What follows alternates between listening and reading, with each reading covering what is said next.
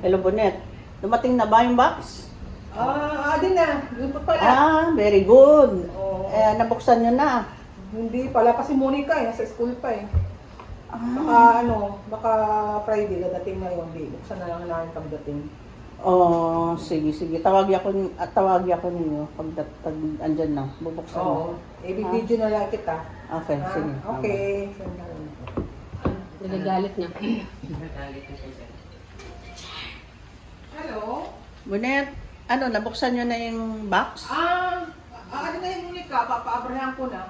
Grabe, 3 years bago mabuksan. Kasi, Ano ba yan? Wala pa Lucy. Hindi na ako magpapadala sa inyo ng box magmula ngayon. Wala na kayong matatanggap na box kahit isa. Kahit maliit, kahit malaki. Ayoko ng ganyan. Hindi nyo pinapansin yung pinapadala ko. Ang hirap-hirap bumili ng mga gamit na yan. Iniisa-isa ko pinapasok ko sa box. Ano ba yan? Tapos hindi nyo bubuksan? Ibalik na lang yan dito sa Denmark. Ay, nako. Nakakapagod din. Ang hirap mamili. Ang hirap mag-box. Palagi na lang nagbabox. Kala ko hindi na ako bubox. Hindi ko pa rin sila matiis. Bakit ganon? Pero hindi. Sige. Kasi wala akong magawa. Bored ako eh. Kailangan ko ipasok lahat ng mga para pakinabangan nila itong mga mosquito. Speaker. Sino kaya magpapatugtog nito doon? Ay, naku. Ay! Asan ka ba? Ba't hindi mo ko tulungan dito?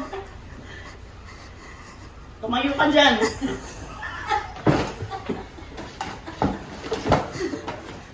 Suklay ako dito. Ang hirap. Ang laki-laki ng box. Ang dami yung pamasko. Last na ito. Last na talaga itong na to. Paano ko ba ito lalagay sa box? Ganito na lang. Kai? Ano bang ginagawa mo dyan, Kai? Nag-ano ka na ba? Humiyo ka na ng maintenance? Halika na, tulungan mo na ako dito. Pwede na siguro to. Ito pa. Siguro, si Bonet, kaya niya itong basahin. Sorry. Norwegian. O, magbalito pa na na. Piano kaya? Bakay! Bigat kayo eh.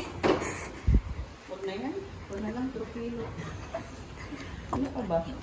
Ano pa ba? Hoodie. Para kay Monica. Ano? Ito.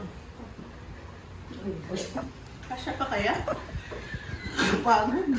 Magbubukas na naman ako sa box. Ang tumasya ko.